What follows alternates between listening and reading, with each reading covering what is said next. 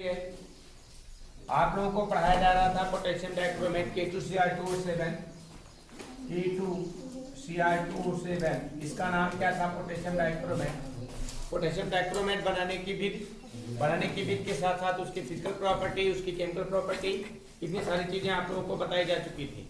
लेकिन chemical property के अंतर्गत दो प्रॉपर्टियां अभी रह गई हैं केमिकल प्रॉपर्टी में, जो कि पोटेशियम डाइक्रोमेट की केमिकल प्रॉपर्टी, दो प्रॉपर्टी आपकी बताई जानी है। उसके बाद ये समाप्त हो जाएगा। फिर आपको पढ़ाएंगे हम KMnO4 पोटेशियम परमैंगनेट के बारे में बताएंगे। तो सबसे पहले आइए देखते हैं कि पोटेशियम डाइक्रोमेट के रासायनिक गुण के अंतर्गत लास्ट दो रासायनिक गुण, लास्ट दो केमिकल प्रॉपर्टी आपको पढ़ना है। तो देखिए, पोटेशियम डाइक्रोमेट अम्लीय माध्यम में पोटेशियम डाइक्रोमेट अम्लीय माध्यम में हाइड्रोजन पेरोक्साइड के साथ अक्रिया करता है तो ब्लू परक्रोमेट नामक यौगिक का निर्माण करता है। किसका निर्माण करता है?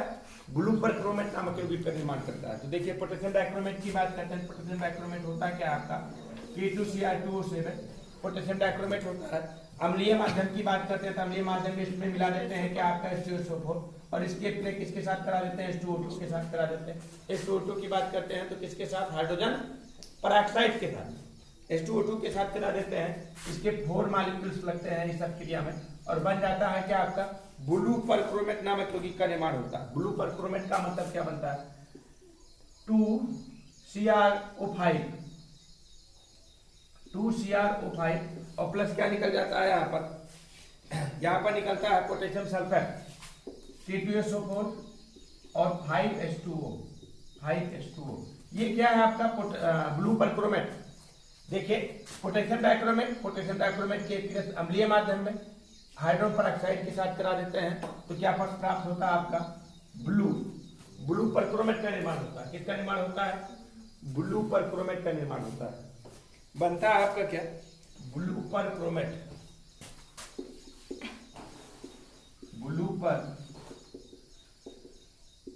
का निर्माण होता है। ब्लू परक्रोमेट का निर्माण होता है अम्लीय माध्यम में पोटेशियम डाइक्रोमेट के फिर हाइड्रोजन पेरोक्साइड के साथ कराते हैं तो ब्लू परक्रोमेट का निर्माण होता है। ब्लू परक्रोमेट एक प्रकार का अस्थायी कंपाउंड है, बहुत ही अस्थायी कंपाउंड है, जो कि शीघ्रता के साथ अपघटित हो जाता है, ऑक्सीजन के साथ अपघटित हो जाता है और क्रोमिक लवण बनाता है।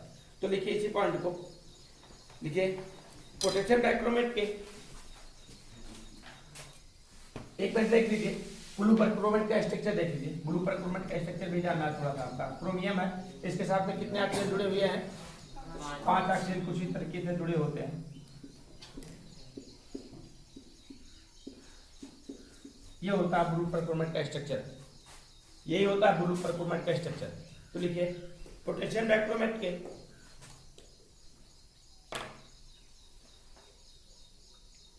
ठंडे अम्लीय विलयन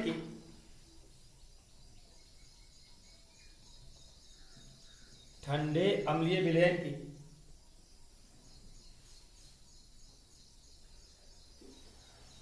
निम्न ताप पर हाइड्रोजन पेरोक्साइड से क्रिया कराने पर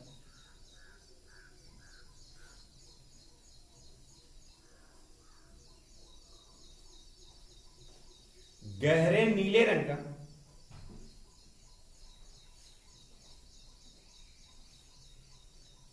ब्लू परक्रोमेट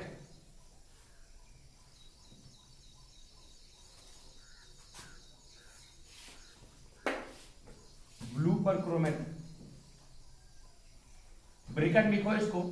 देखिए, रासायनिक नाम इसका देखिए, क्रोमियम डाई पेरोक्साइड।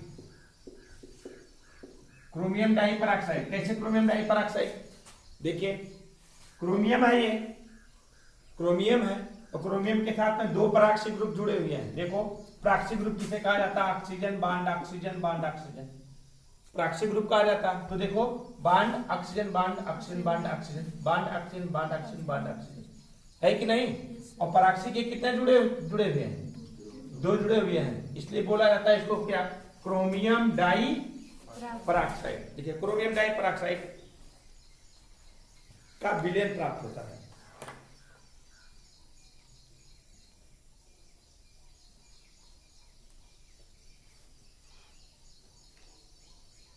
नीले रंग का यह विलेन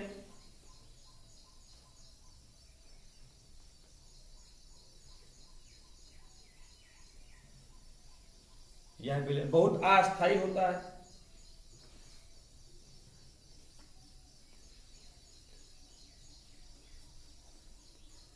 जो कि शीघ्रता से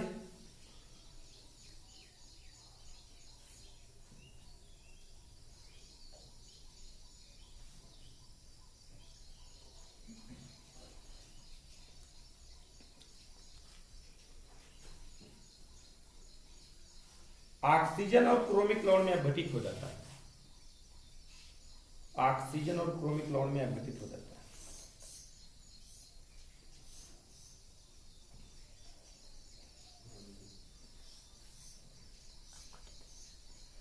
ऑक्सीजन और क्रोमिक लवण में अपघटित हो जाता है।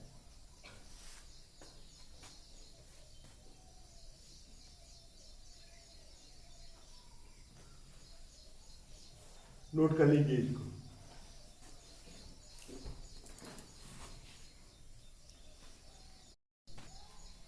अगली रिएक्शन देखिए, लिखिए सल्फ्यूरिक अम्ल की उपस्थिति में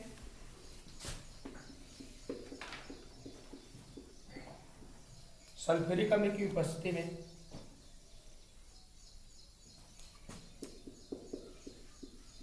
पोटेशियम डाइक्रोमेट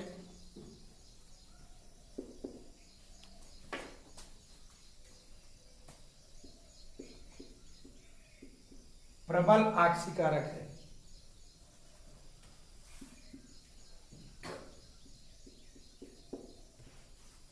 प्रबल ऑक्सीकारक है।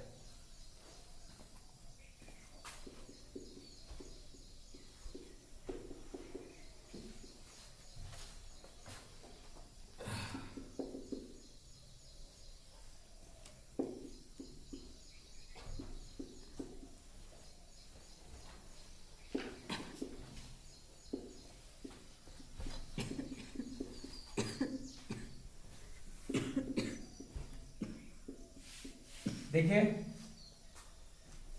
पोटेशियम डाइक्रोमेट सल्फ्यूरिक अम्ल की उपस्थिति में प्रबल ऑक्सीकारक होता है। किस तरीके से ऑक्सीकृत करता है? सल्फर को पोटेशियम सल्फेट में, और फिर यहां पर किसको? पोटेशियम आयोडाइड को सल्फ्यूरिक अम्ल की उपस्थिति में, पोटेशियम आयोडाइड KI है ये, potassium iodide, potassium dichromate potassium iodide को सल्फ्यूरिक अम्ल की उपस्थिति में किसमें? आयोडीन में ऑक्सीकृत करता है। किसमें? आयोडीन में। 3I2 बनाएगा और प्लस बन जाएगा क्या आपका? पोटेशियम सल्फेट, क्रोमियम सल्फेट और जल। क्रोमियम सल्फेट मतलब बनेगा Cr2SO4 का होल थ्राइस प्लस K2SO4 और प्लस क्या निकल जाता है आपका? H2O, पोटेशियम सल्फेट, और इसको बनेगा 4, इसका बनेगा 7H2O। तो क्या करता है? पोटेशियम परमैंगनेट सल्फ्यूरिक अम्ल की उपस्थिति में पोटेशियम आयोडाइड को किसमें? आयोडीन में ऑक्सीकृत करता है। किसमें ऑक्सीकृत करता है? आयोडीन में ऑक्सीकृत करता है। और दोनों रिएक्शन नोट करिए, दोनों में प्रबल ऑक्सीकारक के रूप में कार्य करता है। आप लोगों को पढ़ना क्या है? पोटेशियम डाइक्रोमेट के भौतिक गुण हो गया, रासायनिक गुण हो गया। अब पढ़ना आप लोगों को पोटेशियम डाइक्रोमेट के उपयोग। इसका उपयोग कहाँ कहाँ किया जाता है? देखिए आयतनीय विश्लेषण में प्रबल ऑक्सीकारक के रूप में इसका उपयोग किया जाता है। सबसे पहला उपयोग क्या है? आयतनीय विश्लेषण। आयतनीय विश्लेषण आयतनीय विश्लेषण आयतनीय विश्लेषण में प्रबल ऑक्सीकारक के रूप में पहला उपयोग हुआ इसका। दूसरा उपयोग कहां करते हैं इसका? प्रयोगशाला में अभिकर्मक के रूप में। प्रयोगशाला में अभिकर्मक के रूप में। अभिकर्मक जानते हैं ना? अभिक्रिया में भाग लेने वाला पदार्थ अभिकर्मक कहलाता है। और अगला क्या कहां उपयोग करते हैं? अम्लीय माध्यम में। हमेशा ध्यान दीजिएगा, अगर ये ऑक्सीकारक का कार्य करेगा तो किसके माध्यम में कार्य करेगा? अम्लीय माध्यम में। सामान्य रूप से ऑक्सीकारक का कार्य नहीं करेगा। तो अगला लिखेंगे क्या हम? अम्लीय माध्यम में। अम्लीय माध्यम में किसके रूप में? प्रबल ऑक्सीकारक के रूप में। प्रबल आक्सीकारक के रूप में। तो सबसे पहला उपयोग इसका आयतनीय विश्लेषण में प्रबल आक्सीकारक के रूप में आयतनीय गणनाएं की जाती हैं कि मतलब कि किसी भी क्रिया में कितने आयतन में रिएजेंट बन रहे हैं, रिएजेंट है कितने आयतन में आपका प्रोडक्ट बन रहा है, इन सब में उसका विश्लेषण किया जाता है। तो आयतनीय विश्लेषण में क्या होता है, प्रबल आक्सीकारक के रूप में। प्रयोगशाला में अभिकर्मक के रूप में, अभिकर्मक जानते हैं कि जो क्रिया में भाग लेता है उसे क्या कहते हैं, अभिकर्मक कहते हैं। तो ढेर सारी क्रिया में पोटेशियम डाइक्रोमेट भाग लेता है, इसलिए अभिकर्मक के रूप में उपयोग किया जाता है। अगला अम्लीय माध्यम में प्रबल आक्सीकारक के रूप में। अम्लीय माध्यम का मतलब क्या होता है, सबसे पहले पोटेशियम डाइक्रोमेट में क्या मिला लिया जाता है, सल्फ्यूरिक एसिड। सल्फ्यूरिक एसिड मिला लिया जाता है, तब वहां पर आक्सीकारक का कार्य करता है। आक्सीकारक का कार्य करता है मतलब ये कौन सी क्रिया करेगा, अपचयित होगा, अपचयित होगा और दूसरे क्या करेगा, आक्सीकृत हो करेगा, दूसरे को आक्सीकृत करेगा, स्वयं अपचयित होगा, तभी तो आक्सीकारक के रूप में कार्य करेगा। लेकिन ध्यान दीजिएगा माध्यम इसका कैसा होना चाहिए, अम्लीय माध्यम। नोट कर लीजिए तीनों।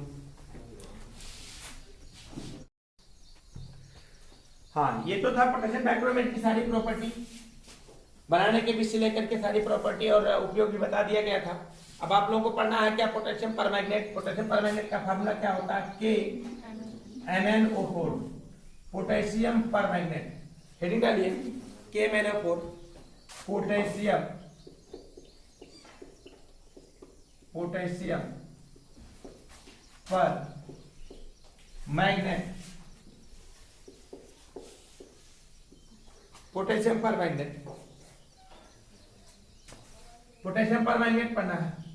अब यहां पर पोटेशियम परमैंगनेट बनाने की भी रासायनिक गुण और भौतिक गुण, उसके साथ साथ में इसके उपयोग भी पढ़ने हैं। तो सबसे पहले पढ़ते हैं पोटेशियम परमैंगनेट बनाने की विधि। पोटेशियम परमैंगनेट बनाने की विधि,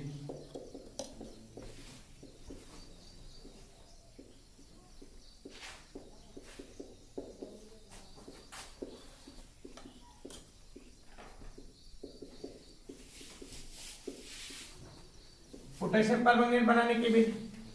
पोटेशियम परमैंगनेट को बनाया कैसे जाता है, इसको बनाया जाता है पायरोलुसाइड से। और पायरोलुसाइड का फार्मूला क्या होता है, MnO2।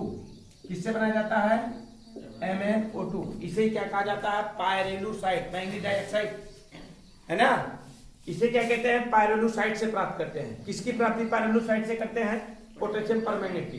इसकी प्राप्ति दो स्टेप में किया जाता है। कितने स्टेप में किया जाता है, 2 स्टेप में किया जाता है। सबसे पहले क्या करते हैं, पोटेशियम पायरोलुसाइड को पोटेशियम हाइड्रोक्साइड के द्वारा अपकृत कराते हैं। किसके साथ, पोटेशियम हाइड्रोक्साइड के साथ अपकृत कराते हैं, संलयन कराते हैं, तो बन जाता है पोटेशियम मैग्नाइट। क्या बनता है आपका, पोटेशियम मैग्नाइट, K2MnO3। देखिए K2 फिर Mn और O3, ऑक्सीजन का एक जुड़ जाएगा। देखो चाहे K2 फिर क्या Mn और फिर O3, ऑक्सीजन के हाइड्रोजन के कितने बचे, हाइड्रोजन का और ऑक्सीजन का, ये बनता क्या है आपका H2। इसका नाम क्या है, इसका नाम हमने बताया क्या, पोटेशियम मैग्नाइट। क्या प्राप्त होता है, पोटेशियम मैग्नाइट, पोटेशियम मैग्नाइट की प्राप्ति होती है, पोटेशियम मैग्नाइट की प्राप्ति होती है। अब इस पोटेशियम मैग्नाइट का ऑक्सीडेशन करा देते हैं, और जब पोटेशियम मैग्नाइट का ऑक्सीडेशन करा देते हैं तो पोटेशियम मैग्नेट प्राप्त हो जाता है। क्या प्राप्त हो जाता है, पोटेशियम मैग्नेट। देखिए 2K2MnO3, इसका ऑक्सीडेशन करा देंगे। जब इसका ऑक्सीडेशन करा देते हैं, ऑक्सीडेशन होता है कैसे, तेज गर्म करने पर, तेज गर्म करने पर ये बनेगा आपका K2MnO3, पोटेशियम मैग्नाइट। और पोटेशियम मैग्नाइट का क्या करा देते हैं, ऑक्सीडेशन करा देते हैं, जिसका ऑक्सीडेशन हो जाता है तो बन जाता है आपका पोटेशियम मैग्नेट का हरा रंग। क्या बन जाता है, 2K2MnO4। ये क्या है, पोटेशियम मैग्नेट किस रूप में प्राप्त होता है, हरे रंग के रूप में प्राप्त होता है। ध्यान दीजिएगा, हमने बनाया कि आपका पोटेशियम मैग्नेट, प्राप्त क्या करना है, पोटेशियम परमैंगनेट। तो पहले स्टेप में ही बनाते हैं, पहले स्टेप में क्या बनाते हैं, पायरोलुसाइड से पोटेशियम हाइड्रोक्साइड के साथ अपकृत करा देते हैं, पोटेशियम मैग्नेट की प्राप्ति होती है। पोटेशियम मैग्नेट का ऑक्सीडेशन करा देते हैं, तो क्या बन जाता है आपका पोटेशियम मैग्नेट का हरा रंग प्राप्त हो जाता है। अब पोटेशियम मैग्नेट में क्या प्रभावित कर देते हैं, इसके जलीय विलयन में कार्बन डाइऑक्साइड गैस प्रभावित कर दिया जाता है। किसमें? पोटेशियम मैग्नेट के हरे रंग के जलीय विलयन में क्या प्रभावित कर दिया जाता है? कार्बन डाइऑक्साइड गैस प्रभावित कर दिया जाता है। किस तरीके से क्रिया होती है देखिए, 3K2MnO4, ये क्या है आपका? पोटेशियम मैग्नेट है। पोटेशियम मैग्नेट के हरे रंग का विलयन होता है, इसमें हम क्या प्रभावित कर देते हैं? कार्बन डाइऑक्साइड गैस प्रभावित कर देते हैं, 2CO2। और जलीय विलयन में कार्बन डाइऑक्साइड गैस प्रभावित कर देते हैं, तो ये चेंज हो जाता है किसमें? Potassium carbonate. पोटेशियम कार्बोनेट में चेंज होता है। पोटेशियम कार्बोनेट बनेगा क्या? K2CO3, ये बनता है क्या आपका? Potassium carbonate. और पोटेशियम कार्बोनेट के साथ बन जाता है पोटेशियम परमैंगनेट, 2KMnO4, और प्लस बनता है hydrate manganese dioxide, MnO2 × H2O।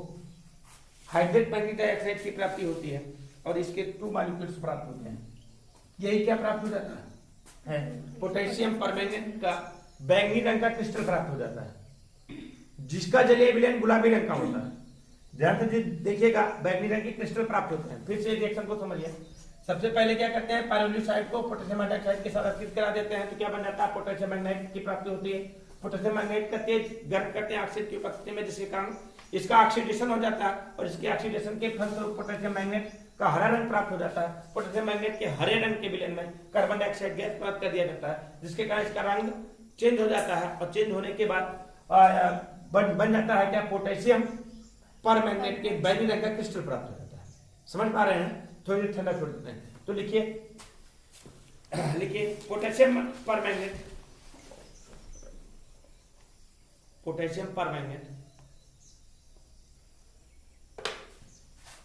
पायरोलुसाइड से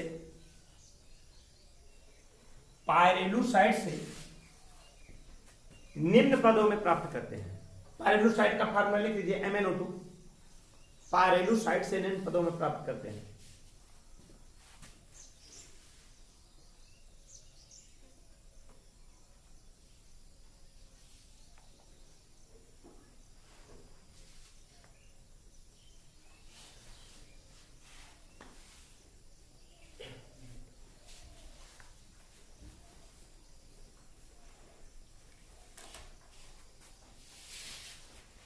लिखे फर्स्ट नंबर हेडिंग बनाइए, पोटेशियम मैग्नेट बनाना।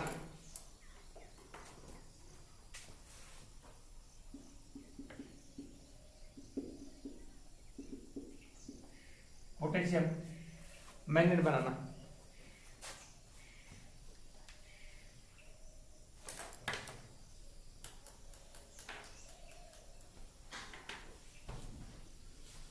देखिए, पायरोलुसाइड को वायु की उपस्थिति में पायरोलुसाइड को वायु की उपस्थिति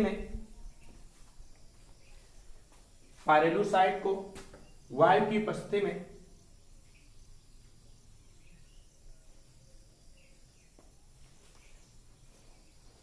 पोटेशियम हाइड्रोक्साइड के साथ गर्म करने पर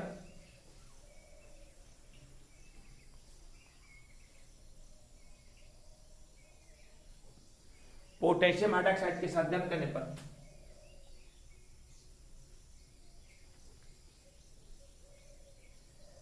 पोटेशियम मैग्नेट का हरा रंग प्राप्त होता है।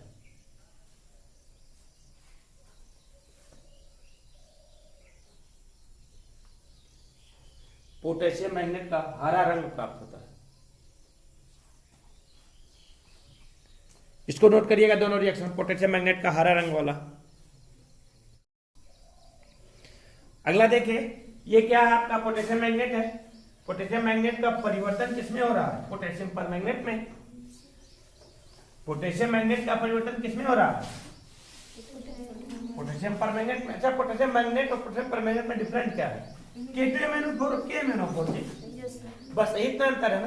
तो अगला हेडिंग बनाइए, पोटेशियम मैग्नेट का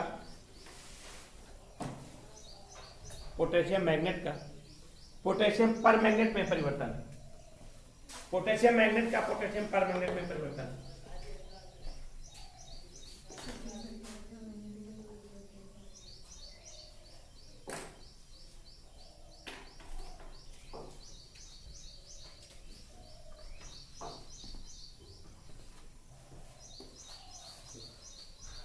लिखे पोटेशियम परमैंगनेट को जल द्वारा पोटेशियम मैग्नेट को जल द्वारा तनु करके, तो उनका मतलब डाइल्यूट ना, पोटेशियम मैग्नेट को जल द्वारा तनु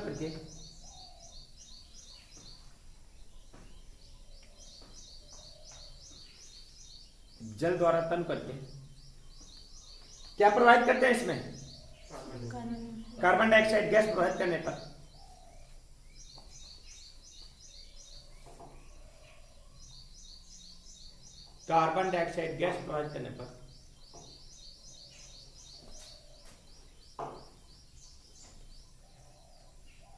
देखिए ध्यान से समझिएगा हमारी बात को। कार्बन डाइऑक्साइड गैस जब प्रोवाइड करते हैं तो ये बैंगनी रंग का नहीं प्राप्त होता है, एक्चुअल में प्राप्त होता है किस रंग का? ये गुलाबी रंग का विलेन प्राप्त होता है। किस रंग का? गुलाबी रंग का विलेन प्राप्त होता है। अब इस विलेन को हम क्या कर लेते हैं? वाष्पित करते हैं। वाष्पित का मतलब जल के क्या कह सकते हैं? सांद्रित करते हैं। और सांद्रित करने का मतलब क्या होता है कि जल के अधिकतम मात्रा को क्या कर दिया जाए? वाष्पित करा दिया जाए। समझिए हमारी बात को। पोटेशियम मैग्नेट को जैसे कार्बन डाइऑक्साइड प्रोवाइड किया जाता है इसके तनु विलेन में, तो ये किसमें परिवर्तित हो जाता है? गुलाबी रंग का विलेन प्राप्त होता है, गुलाबी रंग का सोल्यूशन प्राप्त होता है। और गुलाबी रंग के सोल्यूशन को हम कंसंट्रेट करते हैं, मतलब सांद्रित करते हैं, मतलब कि वहां से जल के अणुओं को वाष्पित कर देते हैं। जबकि जब जल के अणुओं को वाष्पित कर देते हैं, उसको ठंडा करते हैं, तो क्या होता है कि बैंगनी रंग के क्रिस्टल प्राप्त होने लगते हैं। और उस बैंगनी रंग के क्रिस्टल की विशेषता है कि उसको जल में घोलेंगे पुनः किस रंग का हो जाएगा? गुलाबी रंग का हो जाएगा। समझ पा रहे हैं कि नहीं? तो क्या लिखे? गैस प्रोवाइड करने पर गुलाबी रंग का विलेन प्राप्त होता है। गुलाबी रंग का विलेन प्राप्त होता है।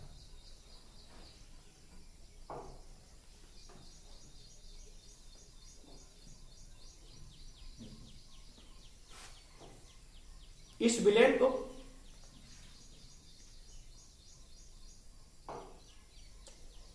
सांद्रित करके ठंडा छोड़ देने पर,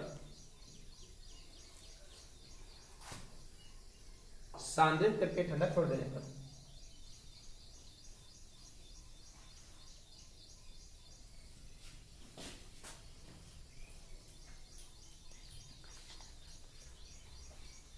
किस रंग का?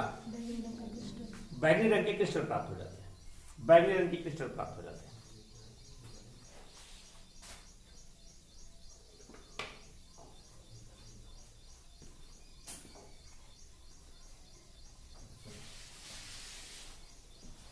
इन दोनों लास्ट वाले रिएक्शन को नोट कर लीजिएगा। ये बनाने की विधि एक ही थी जो कि समाप्त हो चुकी है। अब बनाने की विधि नहीं पढ़ना है आप लोगों को, इसके बाद पढ़ना है इसकी प्रॉपर्टीज, मतलब कि इसके गुण पढ़ने हैं, फिजिकल प्रॉपर्टी और केमिकल प्रॉपर्टी, दोनों प्रॉपर्टी आपकी इसके पढ़ने हैं और इसके यूज पढ़ना है, उपयोग पढ़ना है।